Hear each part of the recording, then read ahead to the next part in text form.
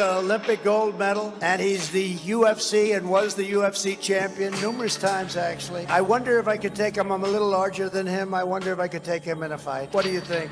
Henry? You know who I'm talking about? Henry Cejudo. Henry Cejudo. Come here. Come here. Henry Cejudo. This guy is a winner. Here, say something. Well, Mr. President, I'm just honored, and I think I would have just bent the knee. I would never fight you. For what you do for our country and the fact that you were willing to risk your life, you have no reason to do this, but you're doing this for the people. It means a lot. As I told you before, President, I love this country so much, Mr. President, that I named my daughter America, and I appreciate what you've done, and I appreciate what you're doing, and let's continue to keep making America great again.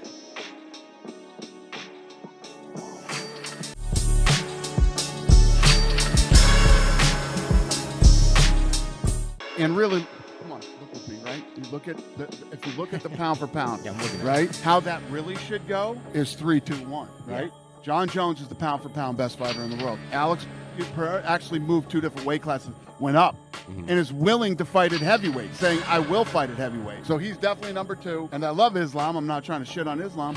Islam is number 3. You want to fight Tom Aspinall? Let me talk to you about the media and the rankings. Let's look at the lightweight division. Look at number 9. Yeah, we got Max Holloway.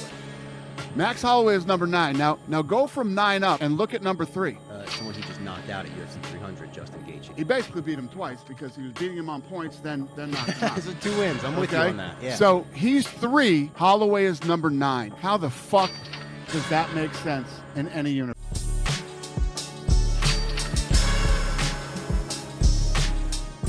John Jones is going to fight in Madison Square Garden in November. And then if he wins, or Stipe wins, then we see what happens next, Who will retire or whatever. Do I think Stipe will retire? I do.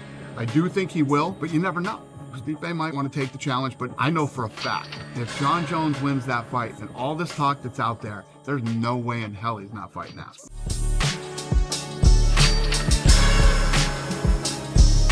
All right, there you have it, boys and girls. I'm not even going to respond to Conor's stupid little tweet acting like I dipped.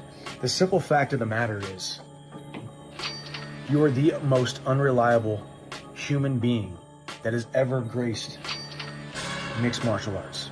So what am I going to do? I'm going to fight Charles Oliveira. Why am I going to fight Charles Oliveira? Number 1, it's a badass fight.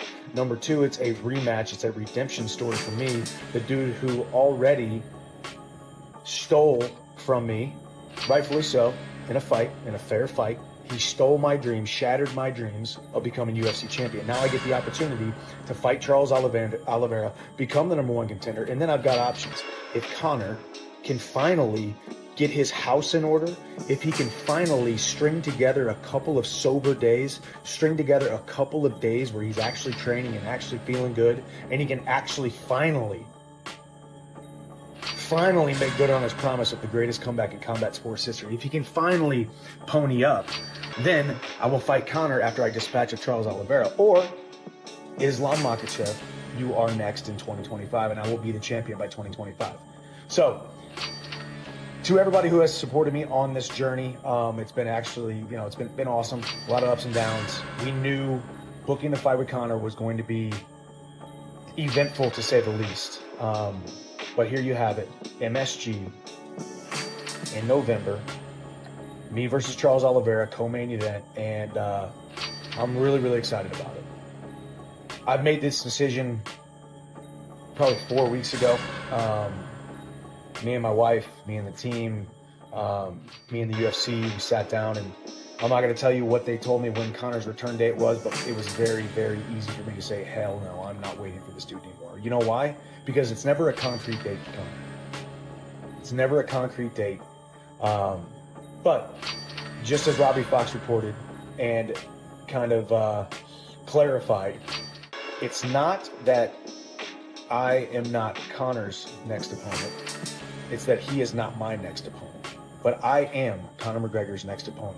The only way he comes back to the UFC, that road goes straight through Nashville, Tennessee, and he's going to fight me because he has to prove to the entire world that he's not actually scared of me. And I've been very hesitant to say that because I don't want to sound like a douche, but the man signed a check with his mouth that his behind could not cash. And he realized, okay, I did the Ultimate Fighter. That was fun.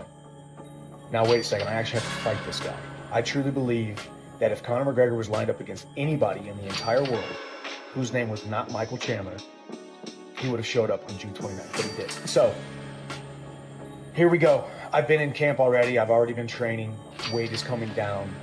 We're getting back to the roots of chasing that title. And I took a little pit stop called following this dream fight against Conor that obviously has not come to fruition, but here we are. That fight will still happen in 2025. We will and have to finish the Ultimate Fighter 31. But the simple fact of the matter is I am a fighter. I love and respect my fans and my supporters and my followers. And it's time to get back in there and get back to work. The boy is back, and we're chasing gold in 2025, and it starts in November at Madison Square Garden. Co-main event, Jon Jones versus Stipe, which is going to be the biggest card, the biggest fight of the entire year. Get pumped up, boys and girls. The boy is back. The most exciting, electrifying guy that you ever seen step inside the octagon. Conor McGregor, you're a poser. Get your house in order. Charles Oliveira, I respect the hell out of you. Can't wait to compete against you. See you in 60-something days. God bless. See you at